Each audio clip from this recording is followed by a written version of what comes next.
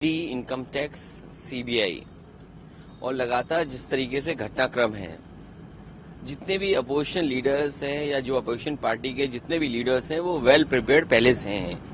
ये कोई नई चीज नहीं हो रही है और सत्ता में रहने वाले लोग ये कोई नई चीज नहीं कर रहे हैं। दुर्भाग्य इस बात का है जो लोग चुन करके आए हैं जनता से, आखिरकार वही लोग अन्याय ज्यादा कर रहे हैं।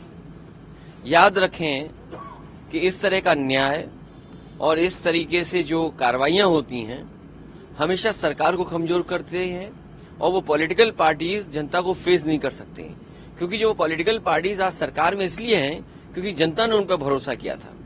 क्योंकि 10 साल में महंगाई बढ़ गई, बेरोजगारी बढ़ गई, जो सपने दिखाए थे वो पूरे नहीं हुए, इलेक्शन मैनिफेस्टो पूरा नहीं किया, 100 स्मार्ट सिटीज नहीं बने। और अगर हम याद करें 2014 वादा तो ये किया था कि नए शहर बनाएंगे, न नए शहर बने न स्मार्ट सिटीज बने, बेरोजगारी बढ़ी है, किसान की आय दोगुनी नहीं हुई, बिजली का बिल महंगा है। और जिस कदर बड़े बड़े सपने दिखाए थे इन्वेस्टमेंट के, बड़ी बड़ी मीट की गई थी, क्या हासिल हुआ?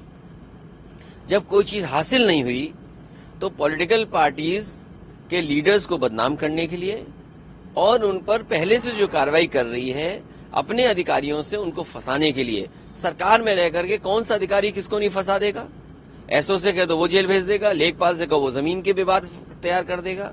तो सरकार में रह करके ऐसी कार्रवाइयों से सरकार मजबूत नहीं होती है। जब कभी भी जनता के बीच में वोट मांगने जाएंगे तो जनता इनको जवाब देगी। क्या लगता है बीइंग एन अलायंस आप सब साथ हैं, किस तरह से इसको आप लोग विरोध करेंगे और क्या लगता है अभी आप कह रहे हैं? देखिए अभी हमारा विरोध जैसे जिस स्तर पे जहां जो पॉलिटिकल पार्टीज हैं सब विरोध कर रहे हैं और जितनी भी अपोजिशन पार्टीज के लोग हैं उन्होंने सबने कहा ये गलत हुआ है। न केवल विपक्ष के लोग कह रहे हैं लेकिन बीजेपी के अंदर बैठे हुए नेता बोल रहे हैं कि ये गलत हो रहा है, क्योंकि कल उन्हें वोट मांगने जाना है। इन बातों का जवाब कैसे जनता में दिया जाएगा, ये बीजेपी के खुद के नेता इस बात को सोच रहे हैं। एक और सरकार ने उसको कर दिखाया है, जो डेटा था वो सामने आ गया बिहार का, जिसके बाद अब बीजेपी से तमाम तरह के बयानात आ रहे हैं। प्रधानमंत्री राजस्थान में कहते हैं गरीबी सबसे बड़ी सबसे जाति है, इस तरह को काउंटर भी कर रहे हैं। लेकिन क्या लगता है कितना? मैं बधाई देता हूं बिहार की सरकार को जिन्होंने ये फैसला लिया और कि कम से कम अगर हम इसको सेंसस ना माने तो सर्वे तो माने, और वो सर्वे माने जो हकीकत है जमीन पर कि किस जाति के लोग कितने हैं। कम से कम अब सरकार को ये मदद मिलेगी कि किस समाज में योजनाओं से लाभ पहुंचाया जाए और किसकी भागीदारी कितनी हो।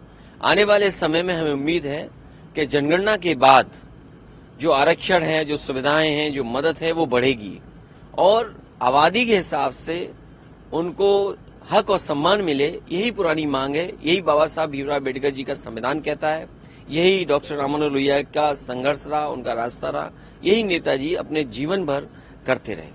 मायावती जी ने भी इसका समर्थन किया, साथ में बीजेपी की जो तमाम करने जो आपकी मांग हमेशा से रही है। केवल विपक्षी पार्टियां नहीं, दक्षिण भारत के नेता नहीं, बल्कि बीजेपी के अंदर जो पीडीए हैं, बीजेपी के अंदर जो पीडीए है वो भी मन ही मन इसका समर्थन कर रहे हैं, क्योंकि वो जानते हैं कि उनकी हैसियत इससे बढ़ रही है बीजेपी में।